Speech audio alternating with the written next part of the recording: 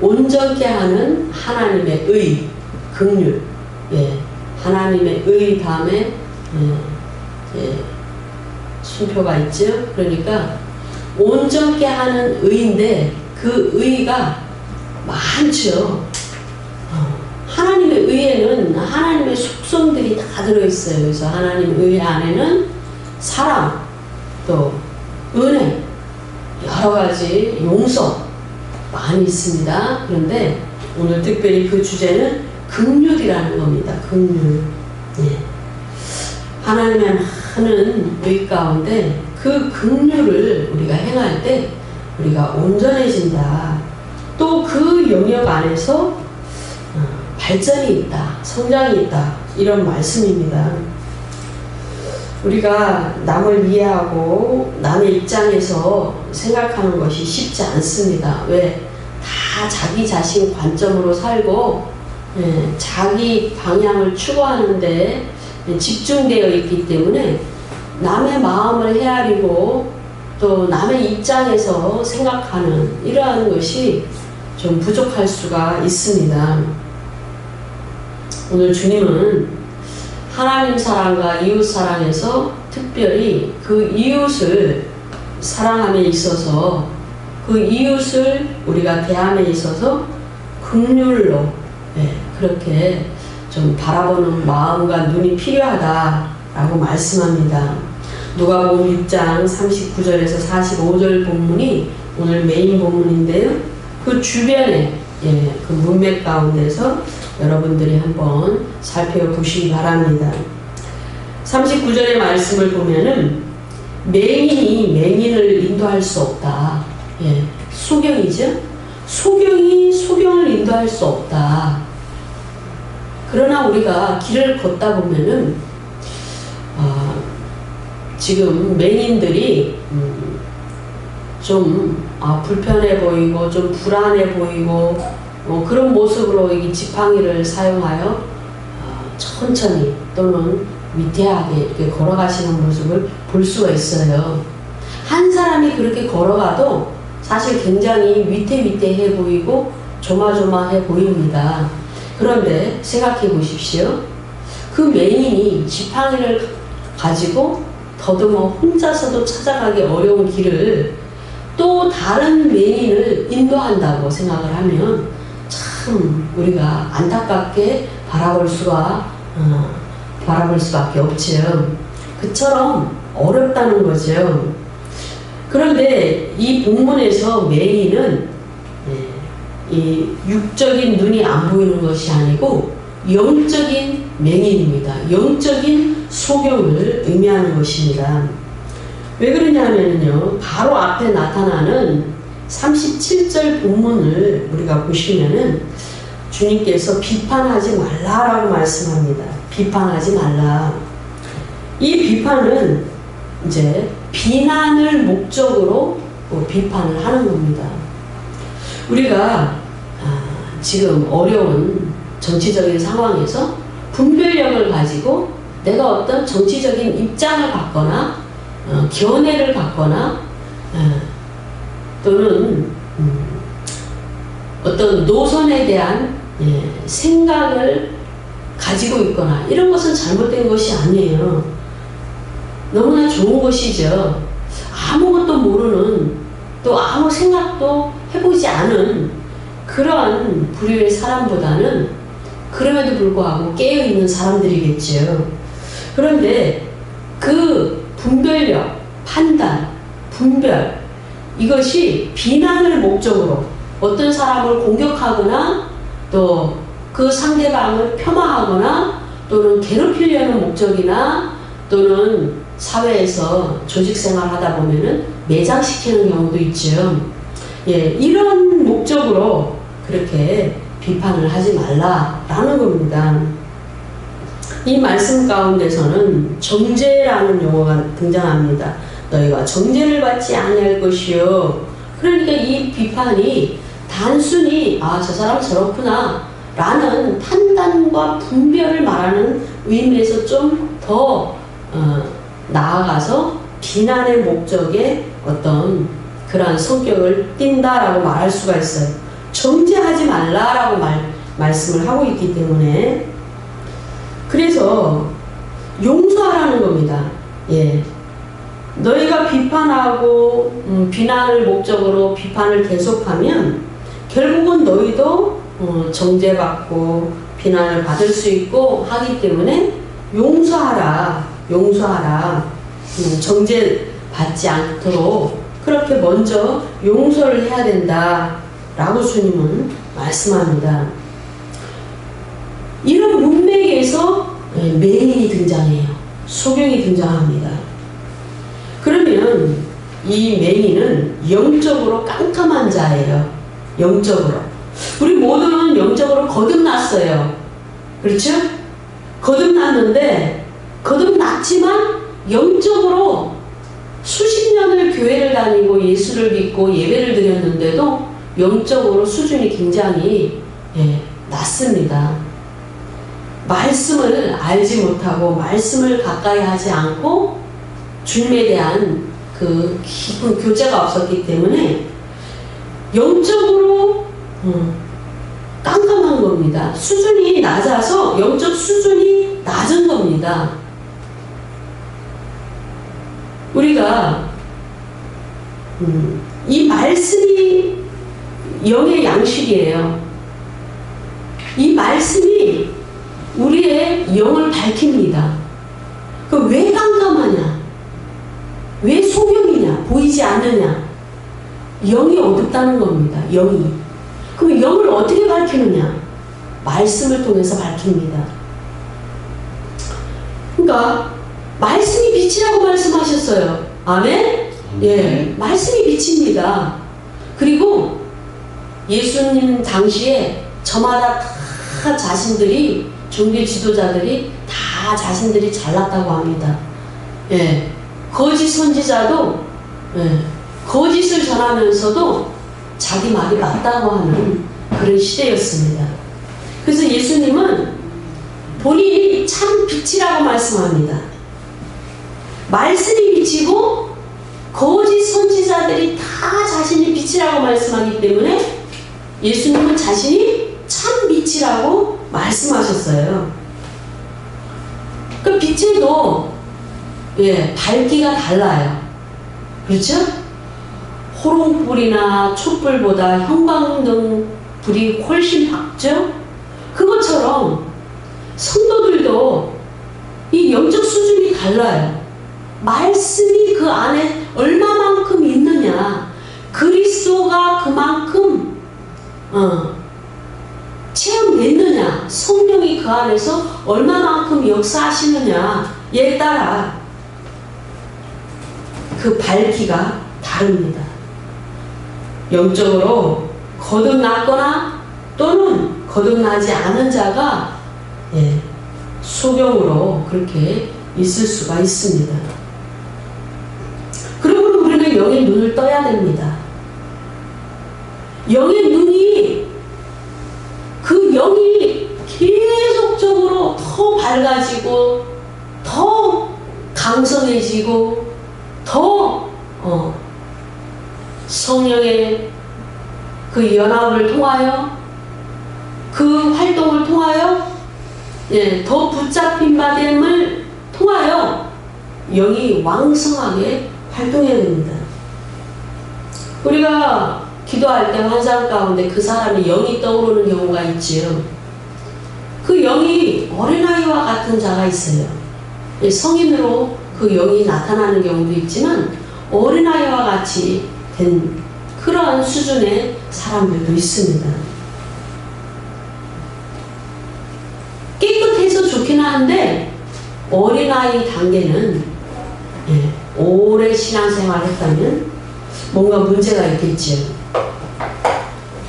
그런데 여기에서는 맹인이에요. 그러니까 영적인 나라는 말의 역사를 통해서 이루어집니다.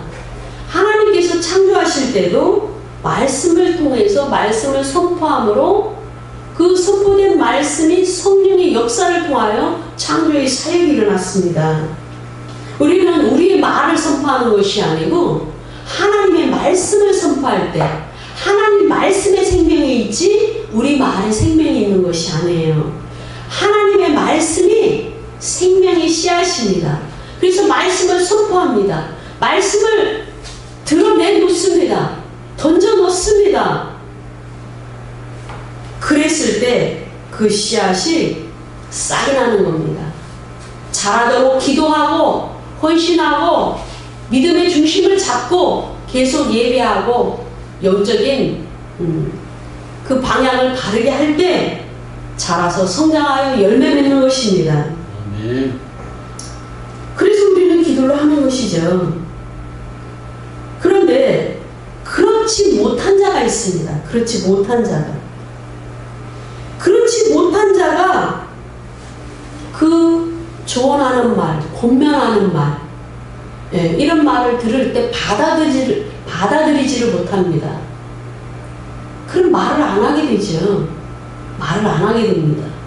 성도님들도 수준이 다 다르기 때문에 그 수준에 맞춰서 설교하고 또 상담하고 또 이렇게 대화를 나누게 됩니다. 그러므로 우리는 세상 사람들은 어떻습니까?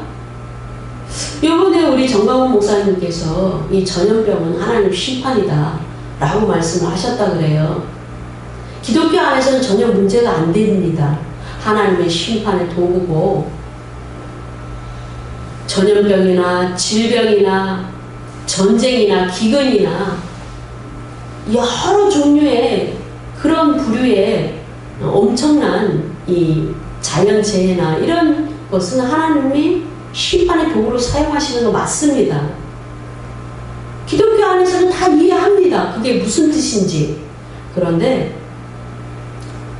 정확하게 타겟을 이렇게 두거나 또는 받아들이지 못하는 그런 부류의 사람들에게는 전혀 이해하지 못하는 말씀들이죠.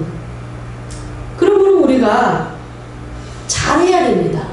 아무리 귀한 말씀이라도 그 진주나 또 보화나 이 거룩한 것을 개나 돼지에게 줄 수가 없고 수준이 맞지 않는 자에게 깊은 것을 말할 수가 없는 것입니다. 그러므로 우리는 영의 눈을 뜬 자가 돼야 됩니다. 영적 수준이 높아야 됩니다. 우리 국민들이 이념이나 이 정치적인 어떤 이러한 상황 가운데서 굉장히 오래전보다는 많이 좋아졌지만 그럼에도 불구하고 헛된 이상을 쫓는 지나간 이미 세계 여러 나라에서는 버린 사회주의나 사회복지, 민주적인 복지가 아니고 사회적인 복지, 보편적인 복지 이런 거에 대해서 개념이 정리가 되지 않았기 때문에 많은 혼선을 지금 빚고 있고 또 엄청난 피해를 본인들이 당하고 있습니다. 사단의 목적은 항상 죽이고 멸망시키는 겁니다. 말을 통해서 하나님이 그 말의 역사를 통해서 하나님 일하시는데 자꾸 부정적이고 또는 공격적이고 상처를 주고 또는 자신에 대한 열등감을 가지고 의심하는 이러한 경우는 사단이 사용합니다. 인류에 많은 사람들이 있지만 정확하게 두 부류로 나눠집니다. 하나님이 사용하시는 사람과 사단이 사용하는 사단의 지도자나 일꾼들입니다. 마귀가 쓰는 거죠. 마귀가 하려는 일을 위하여 심지어 주의 종까지도 마귀가 사용하는 경우가 있습니다. 그래서 부정적인 말, 또 비난하는 말, 또 여러 가지 어떤 속에 의심이나 미워하는 마음 이런 것을 가지고 어떤 말이 나갈 때는 사람을 속일 수 있어도 성령을 속이지 못하고 귀신을 속이지 못합니다. 그래서 알아요. 그래서 그 말을 낚아챕니다. 그리고 그 말을 이룹니다. 이 문맥에서는 온전케 된 자라고 얘기를 하고 있어요. 온전케 된 자. 40절에 보면은 온전케 된 자는 그 선생과 같으리라. 그러니까 주님은 지금 비난성의 비판을 하지 말라. 사람을 죽이는 그런 비판을 하지 말라. 그렇게 말씀하시면서 결국 목적은 뭐냐면은 온전케 되라는 겁니다. 온전케 되라. 하나님 나라 안에서는 우리 예수님께서 모두가 주의 백성들이 온전케 되기를 원하십니다. 그러니까 온전케 되기를 원하시는 하나님의 의 가운데 그 사람을 바라볼 때 긍휼히 여기라는 마음입니다. 조금 신앙 성장이 늦나 보다. 다 같을 수는 없죠. 걸음을 걸어도 어떤 사람은 빨리 걷는 사람, 어떤 사람은 늦게 걷는 사람이 있죠? 그렇습니다. 그러니까 신앙의 성장의 속도도 마찬가지입니다. 하나님에 대한 체험도 마찬가지입니다. 열심히 달려가는 사람이 있는가 하면 세상 일에 바쁘고 세상이 더 좋아서 남들이 90km를 가는데 본인은 10km로 가는 사람이 있어요. 마음밭이 좋지 않아서 말씀이 들어오는데도 그 말씀이 싹이 안 나서 열매가 없어서 주님을 알지 못하는 그런 사람도 있어요. 그렇기 때문에 우리는 주 안에서 긍휼히 여기라는 마음입니다. 긍휼히 여기라. 보살펴줘야 된다라는 말이 있어요. 세상 가운데는 보살펴줘야 된다. 그러니까 긍휼히 여기고 불쌍히 여기는 마음으로 저분이 왜 그러실까? 긍휼히 여기는 마음으로 보살펴줘야 된다. 그 사람이 잘해서가 아니죠. 심판은 하나님이 하십니다. 그런데 우리는 심판의 권한이 없어요. 저주의 말을 할 권한이 없습니다. 비난을 할 권한이 없습니다. 그것은 주님께 있어요. 그렇기 때문에 긍휼히 여겨서 우리 영을 밝게 하고 어둡게 하지 말고 마음밭에 우리 마음에 심겨진 그 긍휼이 왕성하게 자라서 그 긍휼이 힘을 갖도록. 처음에는 사랑도 마찬가지죠. 저 사람 사랑할 수 없어. 근데 한 번 하고 또 한 번 하고 또 한 번 하면 그 사랑하려는 사랑하고자 하는 그 마음에 힘이 부어집니다. 기름 부음이 있어서 결국은 사랑하게 되는 겁니다. 긍휼도 마찬가지입니다. 그것이 온전한 자예요. 하나님께서 원하시는 성령의 열매를 맺는 것, 온전한 성품을 갖는 것, 그것이 하나님의 의를 우리가 이루는 온전한 자입니다. 그것이 영을 밝게 하는 거예요. 내가 긍휼히 여기는 마음, 내 영을 밝게 하는 겁니다. 내가 사랑하는 거, 이해하는 거, 그것이 내 영을 어둡게 하는 것이 아니고 내 영을 밝게 하는 겁니다. 내 영이 밝으면 내 육체가 아프지 아니하고 내 하는 모든 일이 잘 되고 내 하는 모든 일에 성령의 역사가 있고 나의 삶의 환경 가운데 성령의 도우심이 있다라는 겁니다. 어저께 보니까 어떤 정치인이 그랬다 그래요. 손님이 없어서 한가하니까 참 좋으시겠어요. 편하고. 그렇게 말씀했다고 합니다. 그렇게 말할 수 있는 거는 그 사람 안에 공산주의 영이, 사회주의 영이 가득 찼기 때문에 그 말이 나오는 겁니다. 자본주의. 그 경제 개념과 민주주의, 그 시장 경제가 꽉 들어차 있으면 그런 말이 나올 수가 없어요. 우리는 일한 대로 뭡니까?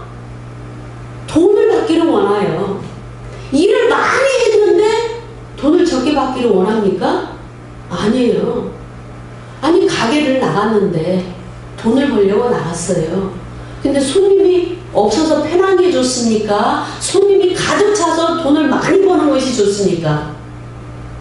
이건 어린아이도 압니다. 그렇지요?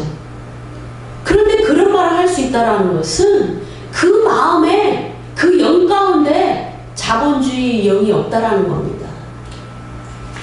그게 도대체 무슨 논리입니까? 아니, 놀러 가게에 나가는 사람이 있습니까?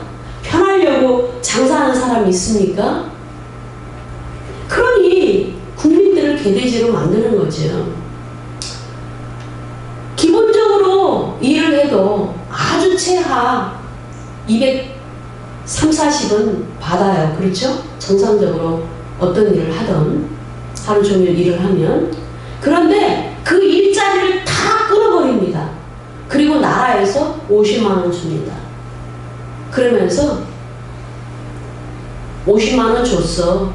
이겁니다. 근데 그거 받고 좋아하는 그런 바보 같은 국민들이 있다는 거죠.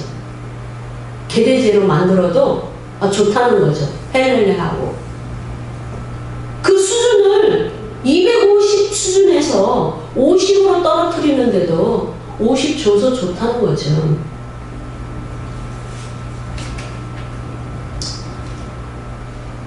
우리는요, 정신을 차려야 됩니다. 영적으로 이런 부분에 있어서도 좀 눈을 떠야 됩니다. 두 번째로, 그 마음에 그런 것들이 있기 때문에 그런 말이 나오듯이 우리가 긍휼이 나오고 사랑이 나오고 용서가 나오고, 그러려면 마음에 선을 쌓아야 됩니다. 마음에 있는 것이 나오는 겁니다. 그렇죠? 선은, 절대 선은 하나님 한 분이시고, 하늘나라에는 완전한 선이 있습니다. 이 땅에는 선하지가 않아요. 어둠이 있고 악이 있고 이기주의와 계산, 세속주의, 인본주의 문화, 종교, 이런 것이 있습니다. 그래서 그 율법사가 얘기했을 때 예수님이 선한 분은 하나님 한 분밖에 없다라고 말씀하셨잖아요. 동일한 이 내용들이 마태복음 7장에도 나와요. 마태복음 7장에. 누가복음 6장에서는 그 문맥에서 온전한 자 되는 것이 초점이에요. 그런데 마태복음 7장에서는 좁은 문과 생명으로 인도하는 문, 이 말씀이 마태복음 7장 13절과 14절에 나옵니다. 그러니까 지금 비판하지 말고 거룩한 것을 계획해 주지 말고 진주도 돼지 앞에 던져서 그 돼지가 발로 밟지 않게 하고, 이런 말씀이 쭉 나오면서 결국은 좁은 문으로 들어가라 라고 말씀하셔요. 그럼 그 좁은 문 문맥에서 가장 첫 번째로 우선순위가 무엇입니까? 하나님께서 가르쳐 주시는, 주님께서 말씀하시는 그대로 행하라는 겁니다. 그대로 행하는 그 길을 걸어가는 것, 그 신앙의 길을 걸어가는 것, 그 순종의 길을 걸어가는 것이 좁은 문입니다. 어떤 사람이 신앙의 길을 잘 걸어가고 있는지 그 사람을 위해서 기도해보면 압니다. 기도하는 사람들은 하나님께서 이제 환상을 보여주시고 그 마음에 어떤 영적인 이미지를 보여주시기 때문에 잘합니다. 그것을 굳이 안 보여주셔도 알 수 있어요. 그 사람의 신앙 상태를. 그런데 환상 가운데 보면은 길이 등장하는 경우가 많아요. 저 같은 경우는 특히 그렇습니다. 근데 어떤 사람은 아주 그냥 길도 닦여지지 않고 자갈도 많고 또 돌도 많고 좌우에 전혀 푸른 나무가 없고 낙엽처럼 그런 나무들이 있는 그 길을 걸어가는 사람들이 있어요. 그 인생길이 지금 그 상태라는 겁니다. 이 좁은 문이 생명으로 인도하는 문이에요. 그러니까 결국은 하나님께서 이러한 삶을 살라고 했는데 그렇게 사는 자체가 구원으로 연결된다라는 겁니다. 신앙생활을 할 때 가장 기본이 구원을 바라보고 신앙생활을 하는 거죠. 구원받은 자로서 그 믿음을 올려드리고 영광을 올려드리고 찬송을 올려드리는 것이 가장 기본이죠. 구원받은 자로서 믿음으로 사는 것이 가장 기본이죠. 그리고 그 마음에 그 믿음으로 말씀을 계속 행하는 선을 쌓고 성령의 열매의 선을 쌓아야 그것이 나옵니다. 채소한 밥통에 쌀을 넣고 취사 버튼을 눌러야 밥이 되어 나옵니다. 채소한 밥통에 쌀을 넣어야 된다는 거죠. 거기에 모래나 자갈이나 지푸라기나 이런 것을 넣고 취사 버튼을 넣으면 밥은 안 돼요. 절대 밥이 안 됩니다. 그렇죠? 그러니까 결국은 하나님의 의를 드러내고 온전한 하나님의 영광을 위해서 우리를 구원하셨는데 우리를 천국으로 옮기시기 위하여 구원하셨는데 우리 마음에 선이 있어야 됩니다. 선을 계속 쌓아야 우리 속사람이 구원을 받는 거죠. 우리 껍데기는 무덤에 들어가고 속사람이 천국으로 옮겨지는 겁니다. 그런데 속사람 가운데 계속 비난하고 의심하고 이기적인 계산을 하고 남을 속이고 또 세상의 사람들처럼 그렇게 행동을 하면 그 마음에서 나올 것이 없다는 거죠. 선한 열매를 맺을 수가 없습니다.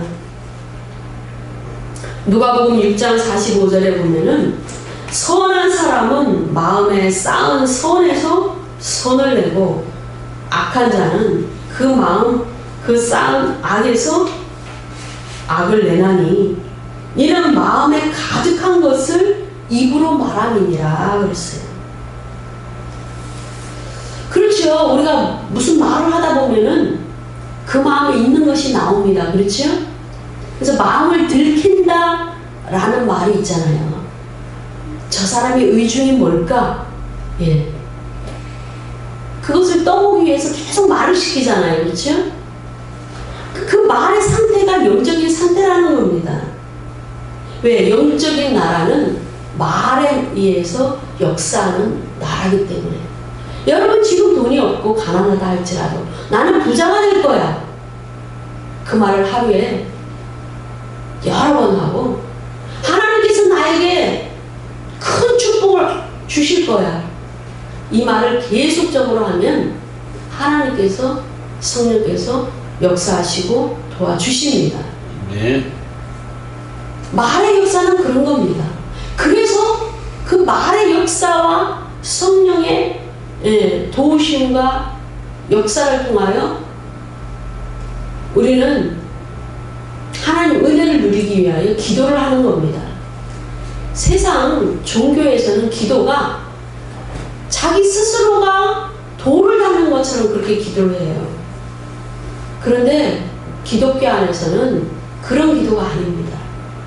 성령 안에서 기도하는 것이고 성령께서 기도를 통해서 우리가 올려드리는 이 말을 성령께서 이루시는 것이 기도이고 또 하나님의 영 가운데 있는 것을 우리가 공감하고 영감으로 받고 교제하고 또 그 교제를 통해서 우리가 떨어버릴 것을 떨어버리고 잘라낼 것을 잘라내고 버릴 것을 버리고 고치고 하는 것이 기도입니다. 악한 마음에서 선이 나올 수가 없어요. 못된 마음에서 선한 것이 나올 수가 없습니다. 그래서 우리가 인격이 중요하다고 하죠. 아, 저 사람은 착해. 아, 저 사람은 참 인격이 됐어.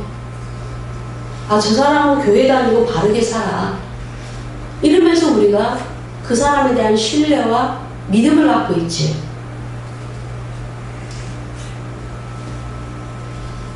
우리는 자신을 돌아봐야 됩니다. 하나님의 의를 행하고 정말 특별히 그 긍휼을 풍성하게 그 긍휼을 풍성하게 우리 마음에서 내놓기 위해서는 긍휼의 씨를 계속 심어야 됩니다. 제가 동물을 굉장히 싫어합니다. 징그럽고 무섭고 또 더러운 느낌이 들고 이런 여러 느낌 때문에 동물을 싫어합니다. 저는 작은 것에서 큰 것까지 다 싫어합니다. 그런데 이 동물이 또 작고 예쁘게 생긴 것도 있어요. 그죠? 사람을 잘 따르고 별로 해치지 않고 깨끗한 것도 덜어있죠. 깨끗하게 이렇게 관리를 해서. 근데 그런 경험들이 점점 쌓아지면은 이게 좀 순화가 되죠. 부정적인 마음들이 순화가 돼요. 같은 것입니다. 그 마음이 단단하고 악하고 자기만 알고 또 정죄하는 마음이 많고 계속 그렇다 보면은 사람을 긍휼히 여길 수가 없어요. 네. 긍휼히 여기는 것이 상당히 어렵습니다. 아, 저 사람 참 불쌍하다. 안 됐다. 좀 도와주자. 저 사람 살려주자. 이런 마음이 안 들 수가 있어요. 그런데 점점점 훈련하다 보면 됩니다. 예배도 마찬가지죠. 예배를 잘 드리기 위해서 얼마나 많은 훈련이 필요합니까? 일찍 일어나야 되고 준비해야 되고 많습니다. 마음도 준비해야 돼요. 예배도 집중해야 되고 그 훈련입니다. 와서 앉아 있는다고 해서 그 예배가 연락되는 것이 아니에요. 우리 평생에 드리는 예배가 다 연락되면요, 어느 목사님 말씀처럼 우리는 복에 눌려서 숨을 못 쉰다고 합니다. 그만큼 예배가 올라가기가 어렵습니다. 준비된 예배를 드려야 되죠. 그처럼 훈련이 필요합니다. 긍휼히 여기는 마음, 훈련이 필요해요. 그 훈련을 통해서 우리는 온전해지는 겁니다. 왜 교회 다니는 사람이 비난받습니까? 온전하지 않기 때문이에요. 10가지 중에 9가지는 온전하고 1가지만 부족해도 우리는 손가락질을 받고 사람들의 입방아에 오르내리고 비난을 받습니다. 다 잘하는데 그 하나 때문에. 그러니까 그 하나를 온전하게 하기 위하여 우리는 훈련하는 겁니다. 육체를 입고 있는 동안. 육체를 벗고 우리가 영원한 그 다른 세계로 들어갈 때는 이미 끝났습니다. 기회가 없어요. 기회가. 교회 다니는 것은 완벽해서 다니는 것이 아니고 훈련하려고 다니는 겁니다. 천국 들어가는 훈련, 온전해지는 훈련, 사랑하려는 훈련, 내 삶을 잘 살려는 훈련. 이렇게 말하니까 어떤 사람은 아니 자기 삶을 다 잘 살려고 하죠. 자기 인생 안 되려고 하는 사람이 있습니까? 이렇게 반문할 수가 있어요. 그런데 들여다보면 다 방향이 맞지 않습니다. 잘 살려고 한다고 하면서도 엉뚱한 짓을 많이 하는 사람들이 있습니다. 말아야 될 행동과 말을 하는 사람들이 많습니다. 그러므로 우리는 온전하려는 훈련을 하는 겁니다. 교회를 다니면서. 완벽해서 교회를 다니는 것이 아니고 하나님 믿는 것이 아니고 이 땅에 육체를 입고 있는 동안 저 천국에 들어가기 위한 천성길을 걸어가고 있는 겁니다.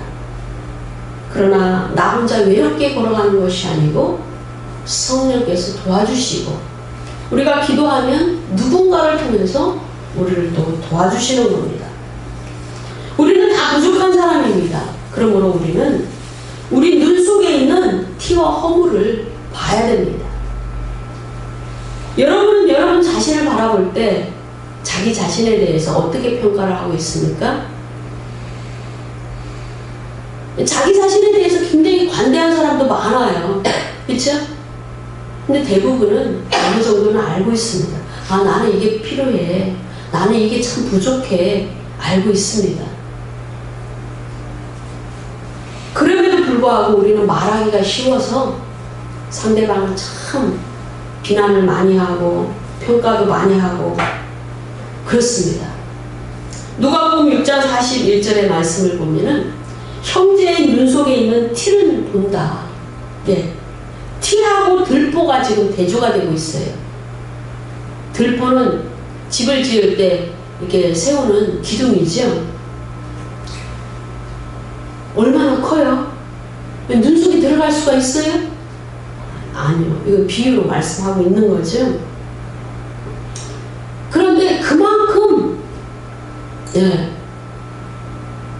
허물과 그 걸림돌이 되는 것이 있다라는 거예요. 그런데 다른 형제의 눈 속에는 작은 티가 있다라는 거죠. 근데 그 네 눈에 티가 있다. 다시 말해서 눈은 몸의 등불이죠. 근데 우리 영원육의 등불은 영이에요. 영. 그래서 이걸 좀 영적으로 해석해 보면 영 가운데 허물이 있고 티가 있다라는 거죠. 그래서 하나님 말씀대로 살지 못해요. 영이 그 마음이 온전하지 않기 때문에 세상 것이 가득 들어있고 내 먹고 사는데 급급한 이런 현안적인 문제들이 그거 굉장히 중요하죠. 그럼에도 불구하고 우선순위가 다르다는 거죠. 먹고 사는 문제가 너무 중요하기 때문에 하나님은 우리에게 먹고 사는 걸 해결해 주신다고 말씀하셨어요. 그런데 우선순위가 중요하다는 거죠. 먼저 하나님 사랑하고 하나님 일을 하고 예배하고 그럴 때 내가 너의 삶을 책임지겠다라고 말씀하시는 겁니다.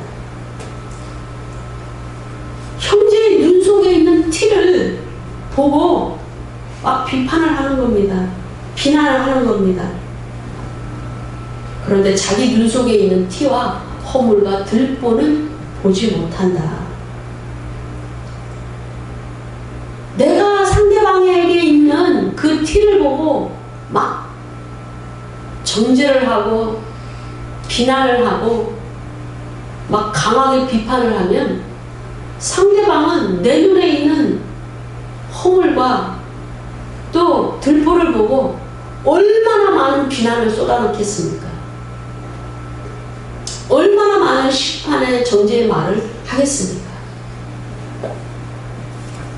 그러면 그 말의 역사 때문에 되는 일이 없습니다. 되는 일이 없어요. 많은 사람들이 그 사람을 계속 아니라고 얘기해요. 아, 저 사람 아니야. 그렇게 얘기하는 그 사람이 인생에 성공할 수 있을까요? 행복할 수 있을까요? 천국 들어갈 수 있을까요? 없습니다. 그 마음의 그 영 가운데 하나님 나라를 이루지 못하는데 어떻게 하나님 나라 천국에 들어갈 수가 있겠습니까?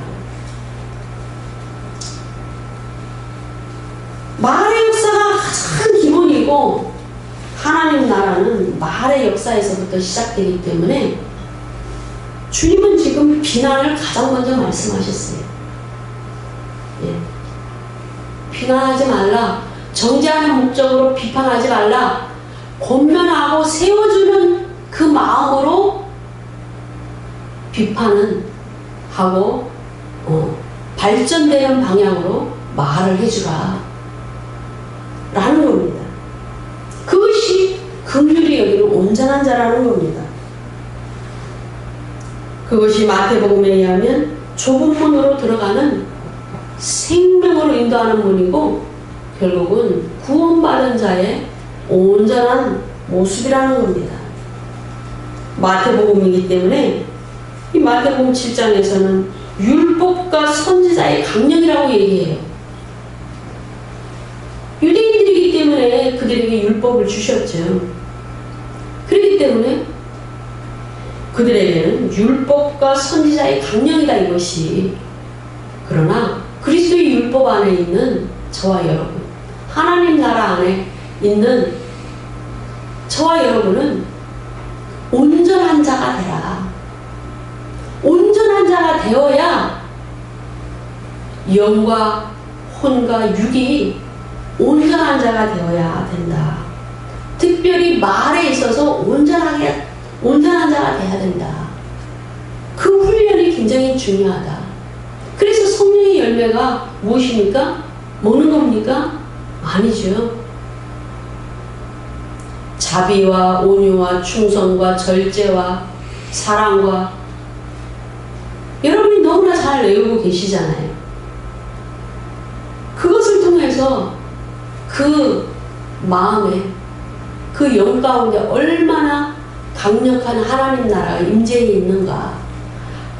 그 하나님 나라가 임재해 있을 때 하나님의 의가 역사하게 되는 것입니다. 아멘. 여러분 정말 말을 할 때 우리가 온전히 주님께서 기뻐하시는 말을 하여서 하나님께서 인정하시는 놀라운 열매들을 걷고 또 우리가 열매를 올려드리고 또 온전한 자라는 평가를 받는 저와 여러분의 신앙생활이 되시기를 원합니다. 아멘. 기도합니다.